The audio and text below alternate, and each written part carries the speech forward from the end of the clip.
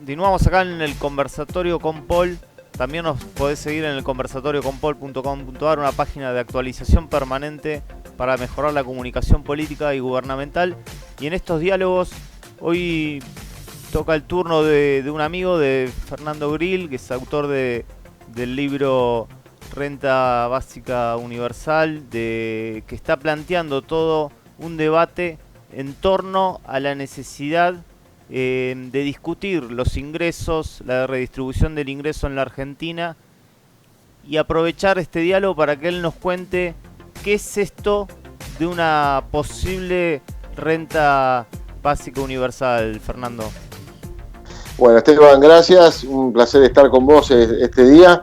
Te cuento un poco a grandes rasgos qué no es la renta básica universal, porque la verdad que por fortuna el tema salió al debate público y la gente está hablando del tema, pero por ahí no con tanto a veces fundamento y confunden cosas que por ahí no tienen necesariamente una cosa que ver con la otra. Por eso primero, ¿qué no es la renta básica universal? Dale. La renta básica universal no es un plan social, digamos, no es una política del Ministerio de Desarrollo Social, es un derecho de seguridad social, es una medida económica de distribución de la riqueza, digamos, no es. Entonces, a veces uno lo que ve en la discusión pública es que lo que aparece es, bueno, pero ya el Estado da planes y no sé qué, la renta básica es excesiva. ¿Por qué? Básicamente la renta básica lo que dice es que todos los meses a cada una de las personas que viven en un territorio, en el caso nuestro en Argentina, reciban un monto determinado que alcance para mantener la subsistencia, digamos. Ese monto hoy no sabemos exactamente cuánto sería en Argentina, pero podría ser entre 15.000 o 20.000 pesos, digamos, ¿no? Es decir, que todos los meses, por el hecho de ser argentino, nativo o no, incluso personas que vienen de otros países pero que tienen determinada cantidad de tiempo de residencia en nuestro país, pasen a formar parte del sistema de seguridad social automáticamente, y que ese sistema de seguridad social ponga un piso básico económico para todos los habitantes de la Argentina, ¿sí? Eso es a grandes rasgos un poco la renta básica universal. Lo que pretende básicamente es terminar con la pobreza en términos financieros, ¿no? Es decir, siempre hay que aclarar que la pobreza no solamente es una situación que se da por términos financieros. En general las estadísticas las miden así, alguien es pobre porque no ingresa determinada cantidad de dinero todos los meses. La mayor parte de las estadísticas son así. Hay otras que son más cualitativas, ¿no? Que miden, qué sé yo, si la casa tiene un retrete con descarga de agua, la alfabetización de los miembros, que miden otras partes de la pobreza que tienen que ver con cuestiones cualitativas y no cuantitativas. La renta básica se encarga de la mirada cuantitativa. ¿Cuánta plata todos los meses alguien necesita para no ser indigente o pobre en Argentina? Tanta, bueno. ¿Estamos todos de acuerdo los argentinos con que nadie puede tener menos de ese ingreso todos los meses? Sí, bueno, eso sería la renta básica universal.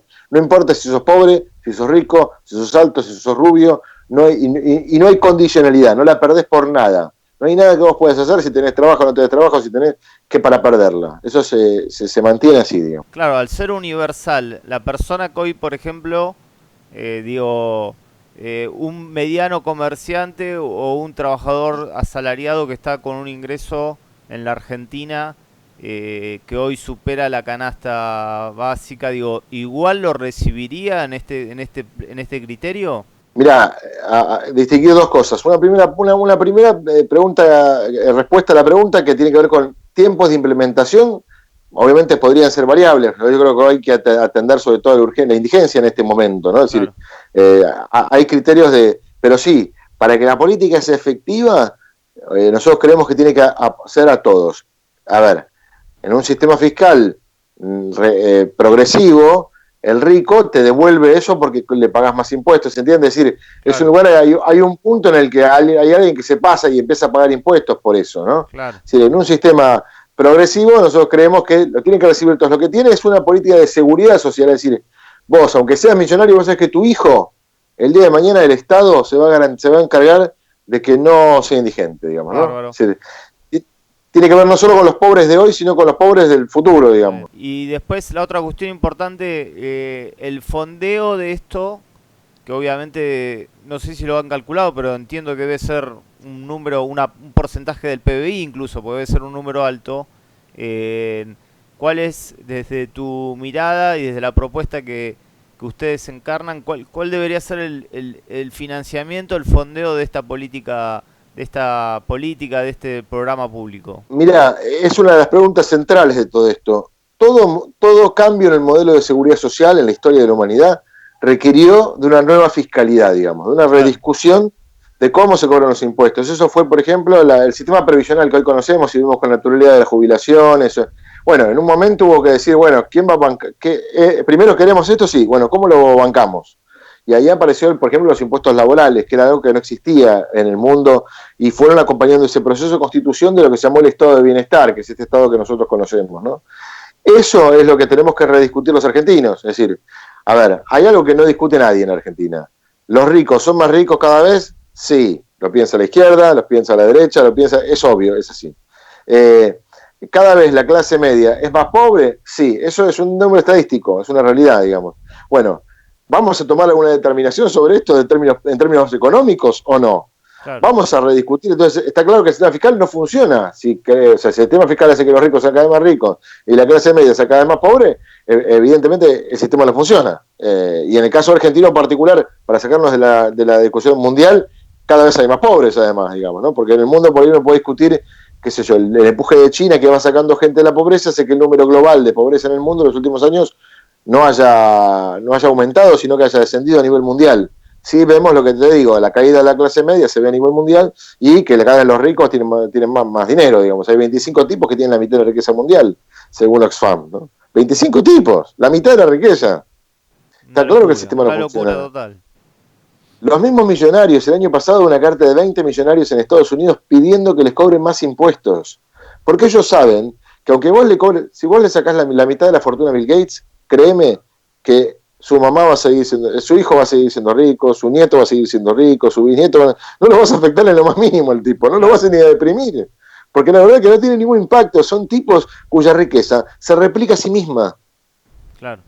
Entonces, por supuesto que el tipo estructurará su patrimonio de la mejor forma que le convenga para pagar la menos cantidad de impuestos. Yo no lo culpo ni siquiera de eso, mira. La verdad, lo que creo es que tiene que ver con que el sistema fiscal es una cagada. O está apuntando mal y está funcionando mal. Si los ricos cada vez son más ricos, si cada vez la clase es más pobre, bueno, muchachos, discutamos de nuevo cómo estamos cobrando los impuestos, porque claramente lo estamos haciendo mal. Segundo, este es el primer dato, es el dato importante porque, obvio, que yo digo, sí, hace falta una reforma fiscal. Estamos todos los argentinos de acuerdo. El otro día escuchaba a Facundo Moyano hablar de la reforma laboral, por ejemplo. Él decía, la verdad que hay 3 de cada 10 laburantes están en negro, no de ahora, hace 40 años. Sí, sí. Entonces, hagámonos cargo de que hay 3 de cada 10 laburantes están en un estado preperonista. La ley no funciona. No funciona, dejemos de hacer los boludos como sociedad. Y vamos a rediscutir una ley que permita que incorporar a un montón de trabajadores a otro esquema laboral que los proteja más. Porque a veces se dice reforma laboral y se piensa desde el punto de vista del patrón. Yo quiero discutir la jornada laboral, quiero discutir la cantidad de días laborables si hace falta. Quiero discutir, hay un montón de cosas para discutir y que no tienen que ver con beneficiar al patrón, sino que tienen que ver con beneficiar las condiciones laborales de los trabajadores también. Pero eso tiene que estar adaptado al siglo XXI, a las nuevas tecnologías, a las nuevas formas de contratación, que esa nueva forma de contratación también entiendan que tienen responsabilidades sobre sus propios trabajadores. Tiene que haber un lugar de encuentro que incorpore todo eso. Bueno, esto es lo que me parece que la Argentina tiene que discutir. Y tal vez la figura, el lugar del Consejo Económico Social sea un gran espacio para que eso suceda, ¿no?